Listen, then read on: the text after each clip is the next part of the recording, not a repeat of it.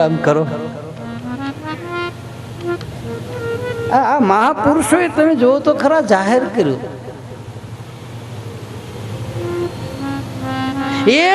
એક આપણામાં દુર્ગુણ પેદા થઈ જાય ને બાપ, એટલે આખું વાડ કરતા ને આપણા દેહની માલ પર ખણિયા ખોડતા ને દાર કરીને કોશે કરીને પછી આમ હણેથામાં લઈને પછી આમ ધરબતા એ વાડ પાકી થઈ જાય ને પછી એક ખણિયું માલ પાછી કોક ખેહે ને એટલે પડખે વાળું હલે.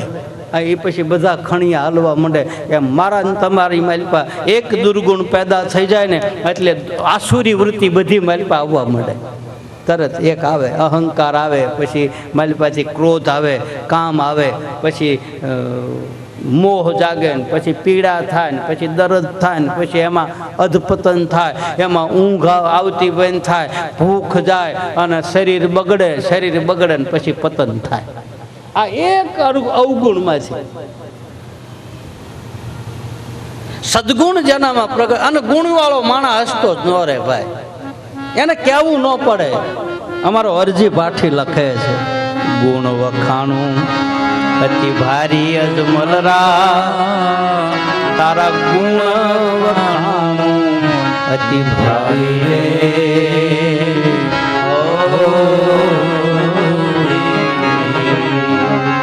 હરિ શરણોમાં ભાઠી હરજી બોલ્યા, હરિ ચરણો મારે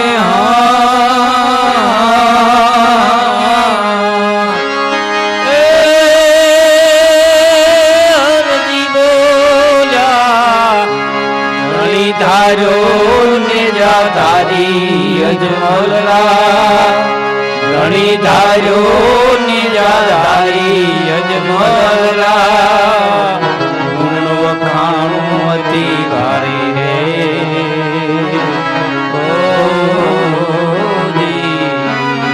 ગુણ વખાણું અતિ ભારી અજમલરા, ગુણ વખાણું અતિ ભારી રે.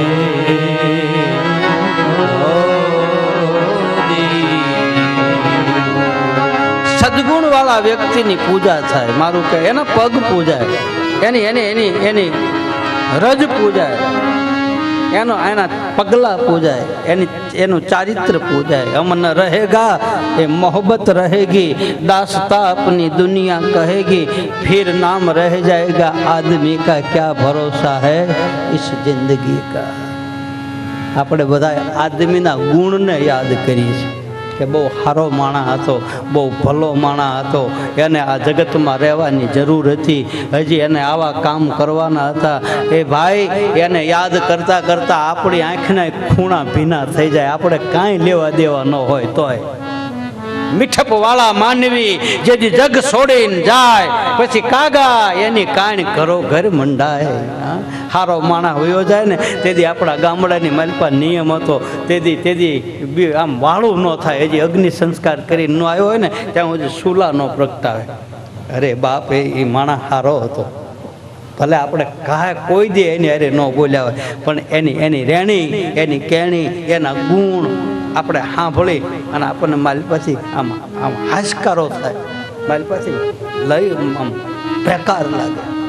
અરે રે બિચારો ભાઈ ગયો માણસ. હા, થોડાક દી રહ્યો તો બિચારાના છોકરા ઠકાઈ જાત. ભલે કાંઈ ન દીધું હોય આપણે, એ સુવાસ થોડી રે હસતી ભાઈ. હા, અગરબત્તી બળે પછી સુગંધ દરવાજે જાય. ગુલાબના ફૂલની સુગંધ પવનની હારોહાર જાય જ. કહેવું ન પડે કે મારું આમ કરજો ને મારું આમ કરજો ને મારું આમ કરજો. જેના અહંકાર નિર્મૂળ થઈ જાય એની મેળાએ સદગુણ આવે. હો વાતની એક વાત. અને સદગુણ આવે એટલે એનો પહેલો પાયો એની પૂજા થાય. આ એની પૂજા છે, એનો પાઠ છે. એટલે ગણપતિને પહેલા બેહાર્યા. ગણપતિ ગુણવાળા છે. 5 કરોડ જીવ ઉતર્યા. શ્રદ્ધાથી અહંકારને મારી અને ગુણ પ્રગટ થયો એટલે સતયુગમાં પાઠ માંડ્યો તો એ વખતે 5 કરોડ જીવ ઉતર્યા છે. આવું રામદેવ કથાની માલિકા લખ્યું.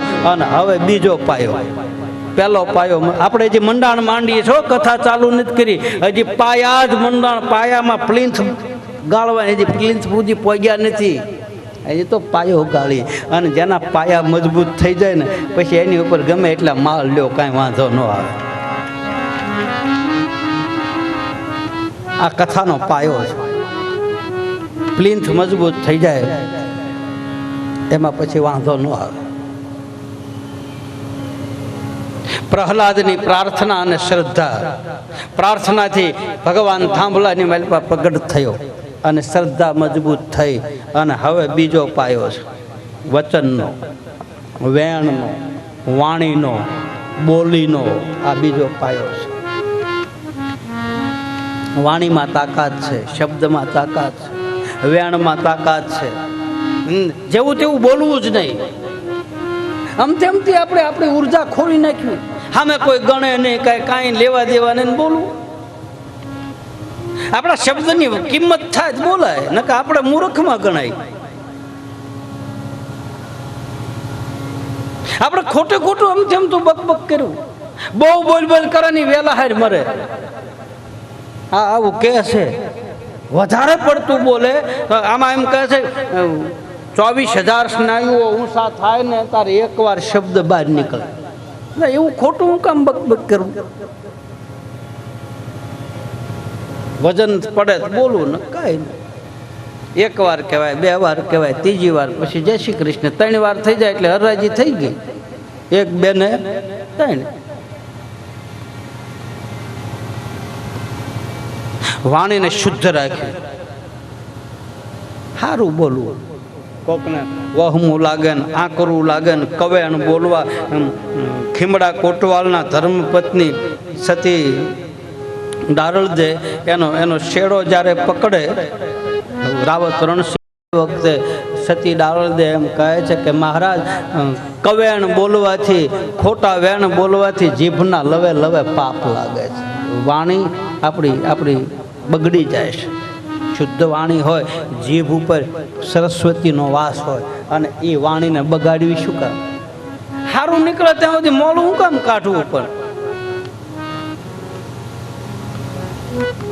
આ બીજો પાયો છે. આ રામદેવજી મહારાજના નિજાર પંથ ઉપર જે હાલનારા છે એમાં રામદેવજી મહારાજ તો વચનના પાકા હોય એને ટકોરા મારે.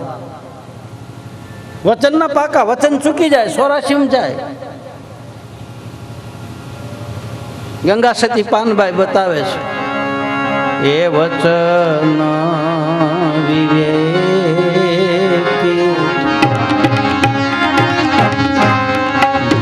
નરની નારી પાનભાઈ માદિક લાગે ને પાય.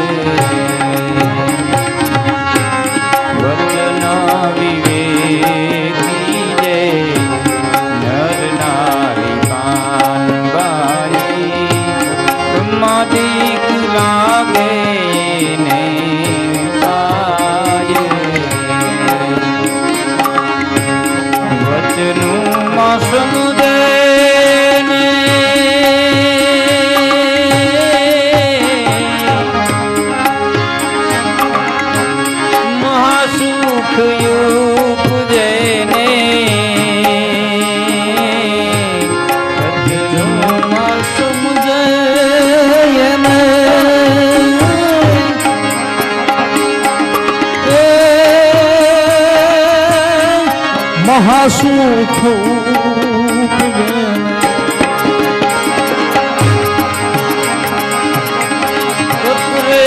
ગંગાજી કેવાય,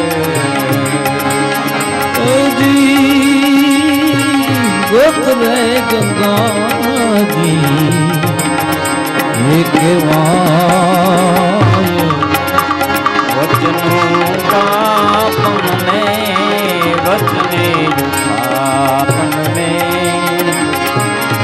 વચને મંડાઈ પ્રભુનો પાઠ.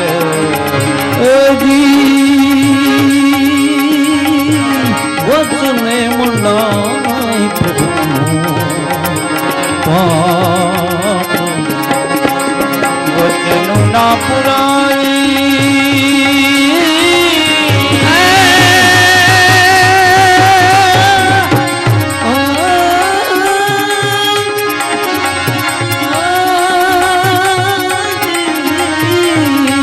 નહીં રે અધૂરા ને વચનું ના પુરાય તો નહીં રે અધૂરા મેં એ વચન છે ભક્તિ કેરું ગંગા સતી જાણે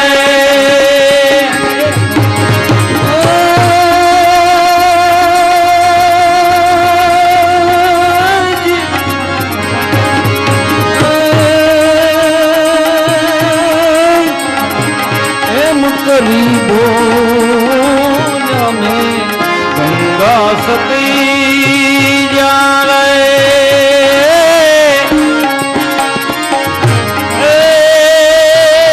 એમ કહી બોલ્યા મેં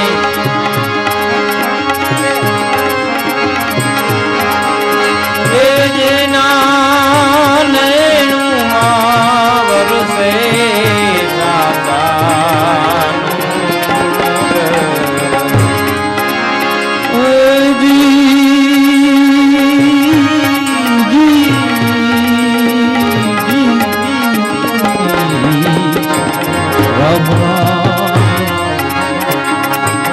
વચન વિવેકી એ નર ને નારી કાનભાઈ બ્રહ્માદિક લાગે એને એ પાયે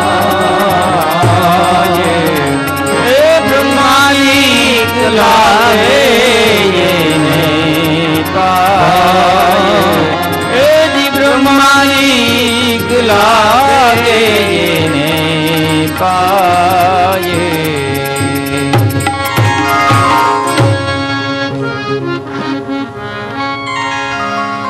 જેણે વચનને માણ્યું, વચન સ્થાપન, વચન ઉત્થાપન, વચને મંડાય પ્રભુનો પાઠ. વાણી નો ધોધ જે છે, આમ તો 4 પ્રકારની વાણી બતાવે: પરા, પશંતી, મધ્યમા અને વેખરી. પરા વાણી નાભીમાંથી છૂટી થાય, વેખરી વાણી ન કરી. મેં હમણાં જ કીધું છે ને, હરિ કૃપા કરે તો આ જીવને શુદ્ધ વાણી પ્રગટ થાય. મુકમ કરોતિ વાચાલમ પંગુ લગયંતે ગિરી યત કૃપામ તમમ વંદે પરમાનંદ માધવમ. હારી વાણી બોલવી, અશુદ્ધ વાણી બોલવી નહીં.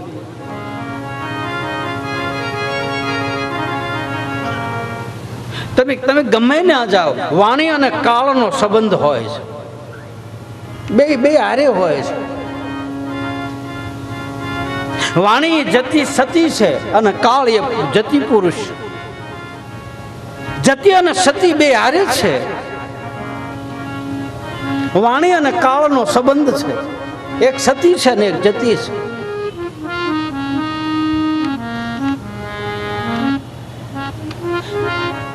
લંડનમાં વયા જાઓ, અમેરિકામાં વયા જાઓ, કોઈ પણ દુનિયાના હાથમાં પાતાળની મહેલ પર વયા જાઓ, વેશ પરિવર્તન થઈ જાય, કદાચ ખોરાકમાં પરિવર્તન થઈ જાય, કદાચ સૂરજનારાયણને ઉગવામાં 5-10 મિનિટ કે કલાકનો ફારફેર થઈ જાય, સમય પરિવર્તન થઈ જાય, આહારમાં પરિવર્તન થઈ જાય, પહેરવેશમાં પરિવર્તન થઈ જાય, વાણી બોલવામાં કદાચ દુર્ભાષ્યો રાખવો પડે, બીજી ભાષા આપણે સમજી ન હોય કે કદાચ વાણીનું પરિવર્તન થઈ જાય, પણ કાળનું પરિવર્તન ન થાય. કાળ તો અમેરિકામાં આવે. હા, એ તો ગમે ના જાઓ, એનો સંબંધ છે, એની હારે એનો નાતો જોડાયેલો છે. વાણીને કાળ બંધ નથી કરી શકતો. માણા હોયો જાય છે, એની વાણી રહી જાય છે. ભોજા બાપાન, જલારામ બાપાન, આ બધા દાસી જીવન ને ખીમ સાહેબ ને રવિ ને મોરાર ને હરજી ભાટી, એ બધા વયા ગયા, પણ એની વાણી નથી મરી. એની વાણી અખંડ છે. કાળને મારીને કાળ વાણીને ન મારી શકે. વાણી અખંડ છે, વાણી અમર છે. એટલે જ કહે છે ને, વાણી રે વાણી મારા આ સદગુરુ વાણી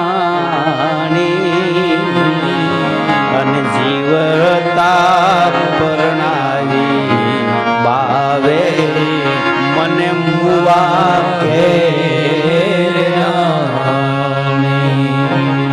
જીવતા પરણાવી બાવે મને મુવા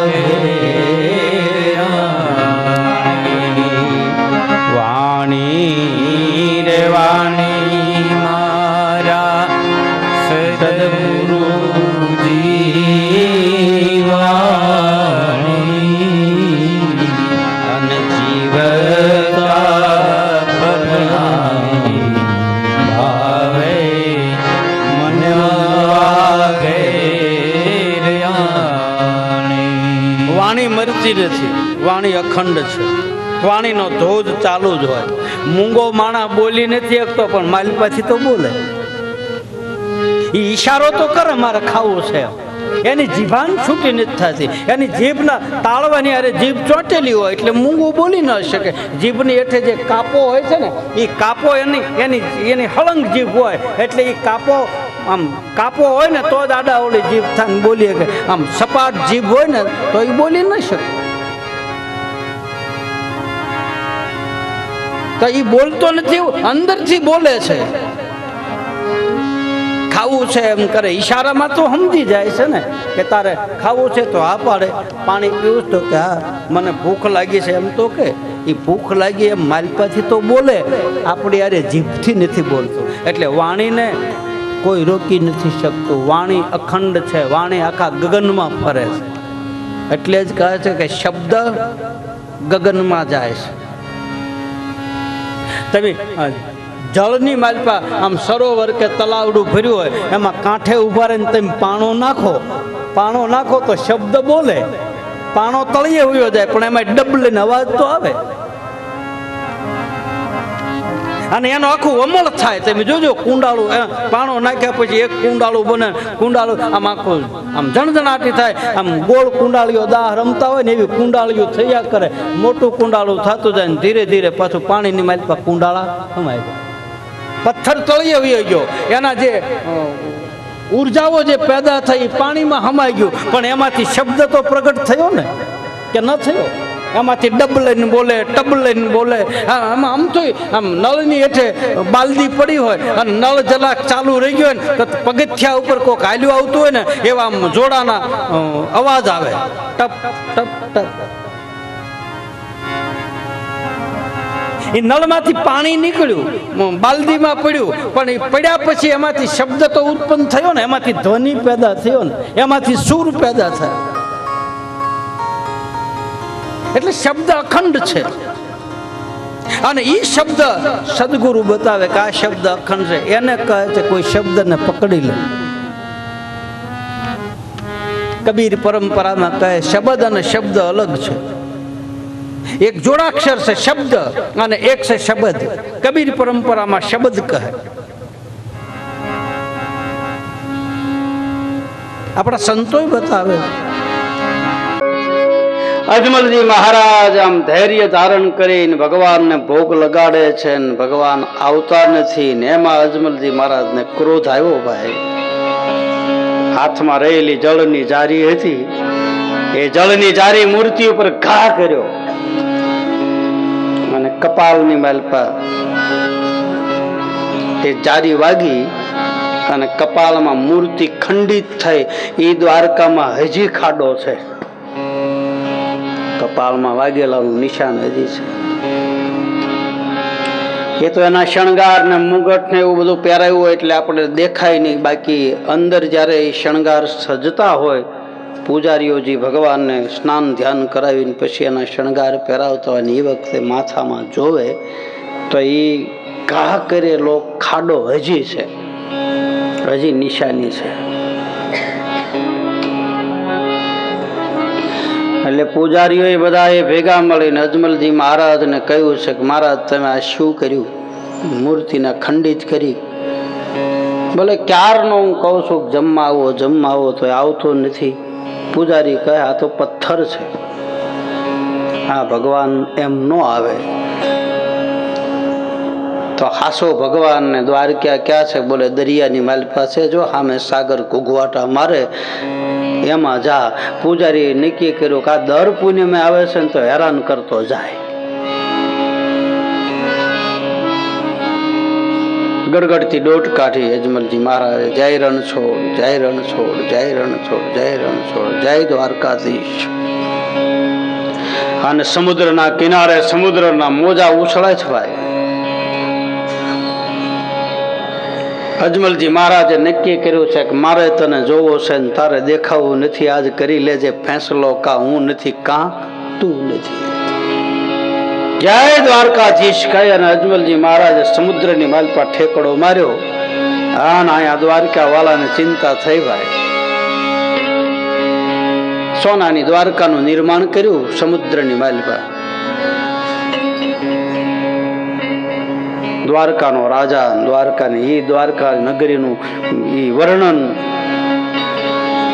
ઈ ગઢ ની કાંગરા શું ખામી હોય? સ્વયં પરમાત્મા જે નગરીનો રાજા હોય. અને દ્વાર ઉપર અજમલજી મહારાજ ઉભા રહ્યા અને દ્વાર ઉઘડ્યા ને પનહારીઓ હોનાના બેડા લઈને બહાર નીકળ્યું ભાઈ. અજમલજી મહારાજે પૂછ્યું કે આ કયું નગર છે? પનહારીના મુખમાંથી શબ્દો નીકળ્યા કે નગરી કાંઈ દ્વારિકા રોના, નગરી કાંઈ દ્વારિકા એવા રાજ રે એ તપે રે રણ છોડરાય.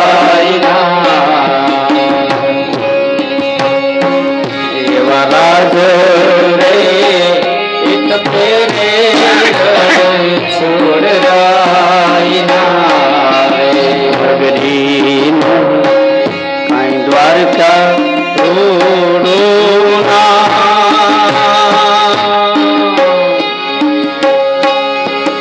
નગરી કાંઈ દ્વારિકા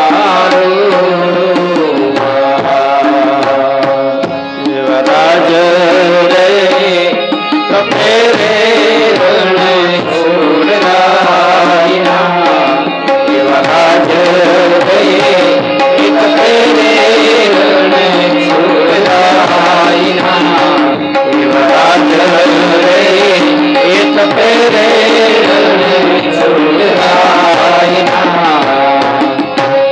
ભગવાનનું નામ સાંભળતા અજમલજી મહારાજ અંદર પ્રવેશ કરે. દ્વારપાળે જય ભગવાનને સંદેશો આપ્યો કે કોઈ મૃત્યુ લોકનો માનવી આપના દ્વાર સુધી આવ્યો છે. અજમલજી મહારાજે કહ્યું છે એને બોલાવો. ભગવાને કહ્યું છે એને અંદર લાવો. દ્વારપાળો અજમલજી મહારાજનો હાથ પકડી ભગવાનની સન્મુખ લાવે. દૂરથી ઠાકોરજીને જોયા ભાઈ. અને રામદેવ કથામાં બતાવે છે એનું વર્ણન.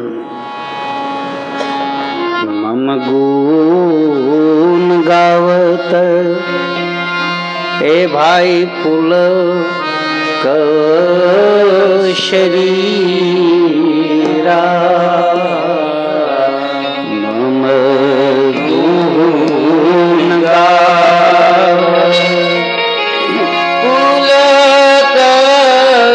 શરીરા.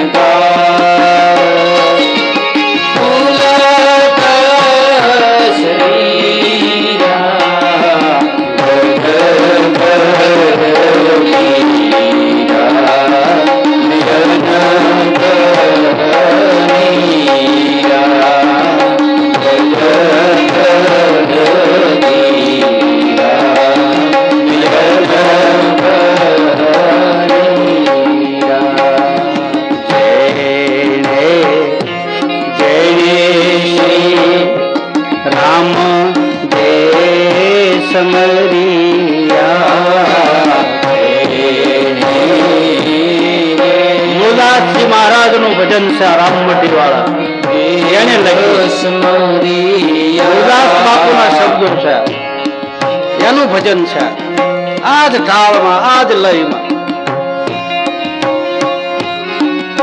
એ ઘણી વખત કથામાં આવું ગાતા હોય આ એનું બનાવેલું ભજન છે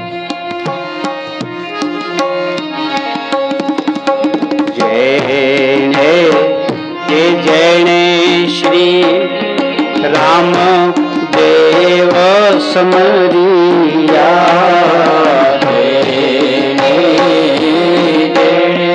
શ્રી રામ દેવ સમરિયા એના ભવસાગરના તેરા સુધરિયા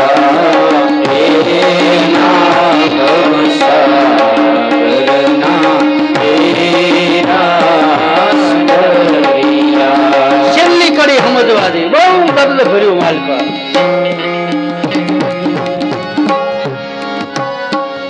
અંધકારમાં હું હાલ્યો જાઉં છું એમ મારું કોઈ નથી છેલ્લા શબ્દો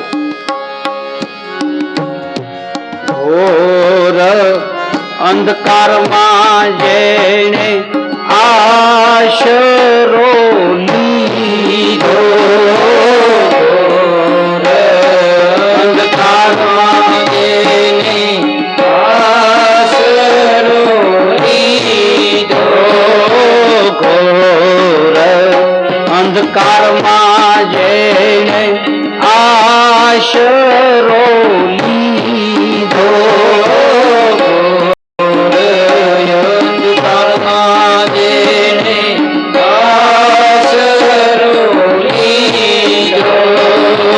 એ પરે પલકમાં વાલે મારે ઉતારી લીધો એ કરે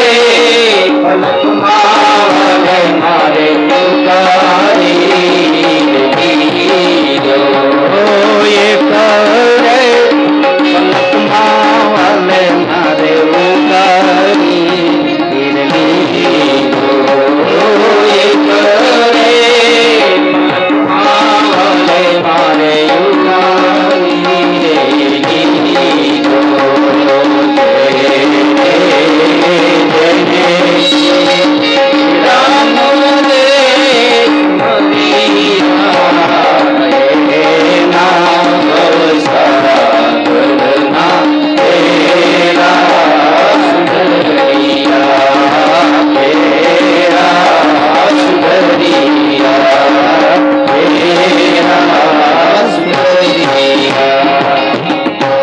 હરિના દર્શન કરતા કરતા નયન ભરાઈ ગયા આંખોના ખૂણા ભીના થયા આંખમાંથી આહુડાની ધાર ચાલુ થઈ પ્રેમના અશ્રુ બહાવ્યા કોઈના પ્રત્યે અતિશય લાગણી હોય અને તમે જેના નામનું રટણ કરતા હો જેને તમે માનતા હો અથવા તો જેના ઉપર અનહદ પ્રેમ હોય અને એ વ્યક્તિ ની યાદ આવી જાય તોય આહુડા પડી જાય તો આ તો સન્મુખ હોય એની શું દશા થઈ હશે કહો જઈ આ ભક્તિની નિશાની છે રોવાઈ જાય બસ આહુડા પડી જાય હરી હરી કરતા હર્ષ કર અરે જીવ ગમાર બોલી એકતા નથી કાંઈ સંતો મહાત્માઓ આનો અર્થ કરે છે હરિના દર્શન કર્યા પછી અજમલજી મહારાજની વાણી વિલીન થઈ ગઈ હરિના દર્શન ન થયા હોય ને ત્યાં સુધી આ વાણી ચાલુ રહે પ્રભુ દર્શન થઈ જાય પછી વાણી શાંત થઈ જાય પછી શું બોલવું બોલવા જેવું કાંઈ રહેતું જ નથી ને એક ધારું અજમલજી મહારાજ હાથ જોડીને આમ નજરથી જોઈ રહ્યા નજર સ્થિર થઈ ગઈ નજર આંખો ઠેરાઈ ગઈ નથી આપણે કોઈક માણસ રૂપાળું હોય ને કોઈક એવું રૂપવાળું નીકળે તો નથી એને આપણે આમ એક ધારું જોઈ રહેતા કેટલું બધું ભગવાને રૂપ આપ્યું છે સ્વામી રામ તીર્થ લાહોરની બજારમાં નીકળ્યા એ વખતે આપણા દેશના ભાગલાઓ નહોતા પડ્યા અને એ બજારમાં થઈને નીકળ્યા. જે વિરાંગનાઓની બજાર હતી, રૂપને વેચવા વાળી સ્ત્રીઓ એની બજાર, અને એમાં સ્વરૂપવાન એક ગણિકા, એનું અતિ સુંદર રૂપ છે. પરમાત્માએ બહુ રૂપ આપ્યું એને, એના જેવું કોઈ રૂપાલું નહોતું. અને એને ખબર પડી કે આપણી બજારમાં એક સંત આવ્યા છે. ઓહો, ગણિકાએ વિચાર કર્યો, આ બજારમાં સંત ક્યાંથી હોય? અહીંયા તો બધા કોણ આવે? અહીંયા તો આવારા તત્વો હોય એ આવે, હારો માણસ કોઈ દી આ બજારમાં આવે નહીં. અને એમાં ગણિકાને ખબર પડી, કોઈ સમાચાર આપ્યા, એટલે હાલ તો ખરી, જોતો ખરી, આ તો અવધૂત દશામાં ભગવા કપડા વાળો મહાપુરુષ એ ગણિકાની બજારમાં થઈને નીકળ્યો. બધા એને જોઈ રહ્યા, આ બાવો અહીંયા ક્યાંથી આ બજારમાં? બોલો તો એની મસ્તીમાં હાલ્યો જાય. અને એમાં ગણિકાએ ત્રીજા માળેથી સ્વામી રામતીર્થની સામે આમ નજર કરી, અને સ્વામીજીની નજર થઈ સ્થિર થઈ ગયા. બે પકડી લીધી નજરથી. સ્વામીજી એક ધારું જોઈ રહ્યા એની સામે.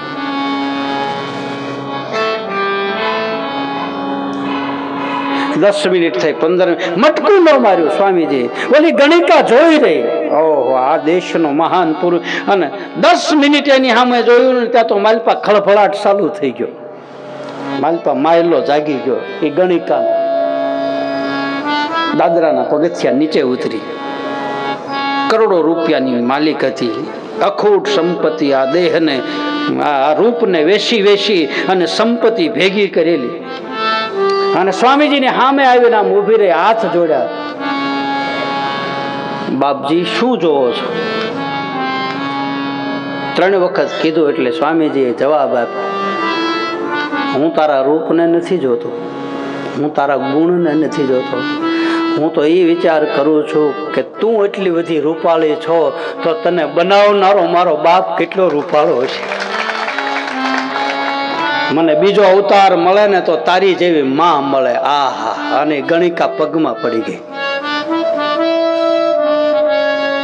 બાપજી, બેટી, આ રૂપ મળ્યું છે, આ યૌવન મળ્યું છે, આ સંપત્તિ, હજી તારી પાસે મોકો છે. હજી આ પાપના પંથમાંથી નીકળી જા ને બેટા, હરિભજન કર, આ કાયાનું કલ્યાણ કર દીકરી. અને લાગી ગયા ને, હે ભાઈ. અને પછી ગણિકાએ પોતાનો સંપત્તિ દાનમાં આપી દીધી. ખોટા કર્મ કરતી બંધ થઈ. અને પાંજરામાં પોપટ લાવી ભાઈ. અને પોપટની હારે પ્રેમ થયો એને. દરરોજ પોપટને સીતારામ સીતારામ પોતાનો ટાઈમ જાતો નથી, કારણ કે આગળ જિંદગીમાં મોજ શોખ કરેલા હોય અને એને ત્યાગવું બહુ કઠિન છે. એટલે મનડું લાગતું નથી, ચિતડું કઈ ઠેરાતું નથી, એટલે પોપટની હારે વાતું કરે.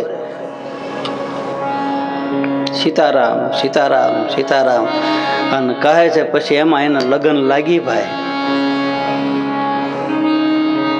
પછી તો ખાવાનું ભૂલી ગઈ. 24 કલાક પછી તો ગણિકા ભૂલી જાય ને તો ઓલો પોપટ યાદ કરાવે, કેમ આ તું નારાયણનું નામ ન બોલી, કેમ સીતારામ ન બોલી? પોપટ એમ એને યાદ કરાવી દે.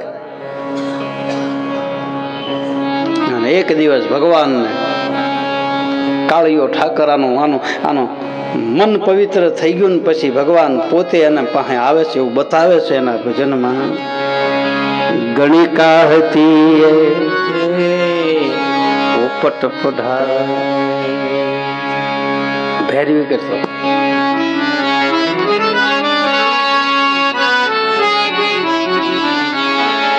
ગણિકા હતી પોપટ પઢાય, એમાંથી એટલે એને લાગી. ગણિકા હતી પોપટ પઢાય, એમાંથી એટલે એને લાગી. શ્રી હરિએ સહજમાં મળ્યા શ્રી હરિએ સહેજમાં મળ્યા એની સંસારની ભ્રમણા એ ભાંગી એની સંસારની ભ્રમણા ભાંગી વાલો મારો પ્રેમને વશ